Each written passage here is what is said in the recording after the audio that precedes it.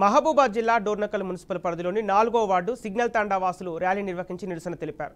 తమ గ్రామానికి రోడ్డు సౌకర్యం కల్పించాలని డిమాండ్ చేశారు. సిగ్నల్ తాండాకు సరైన రోడ్డు మార్గం లేకపోవడంతో వర్షాకాలంలో తీవ్ర ఇబ్బందులకు గురవుతున్నామని ఆవేదన వ్యక్తం చేశారు. రాజకీయ నాయకులు, అధికారులు స్పందించి తమ సమస్యలను పరిష్కరించాలని, లేదంటే పార్లమెంటు ఎన్నికలను బహిష్కరిస్తామని తాండా వాసులు హెచ్చరిస్తున్నారు.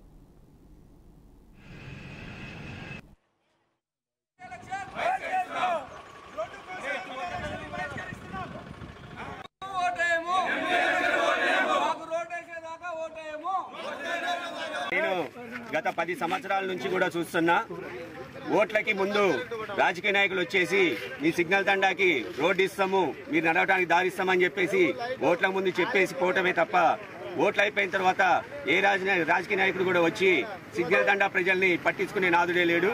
రేపు వర్షాలు పడి ఆ బురదలో నుంచి పోవాలంటే, చిన్నపిల్లలు స్కూలుకు పోవాలన్నా కూడా, నిత్యావసర వస్తువులు తెచ్చుకోవాలన్నా కూడా, ఎవరికైనా అనారోగ్య పాలయ్యి హాస్పిటల్కి వెళ్ళాలని, ఒక అంబులెన్స్ లోపలికి రావాలన్నా కూడా చాలా ఇబ్బంది పడుతున్నారు.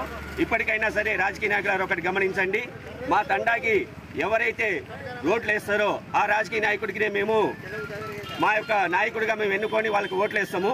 అప్పుడు దాకా ఈ ఎంపీ ఓట్లని మేము బహిష్కరిస్తున్నాము. నేను గత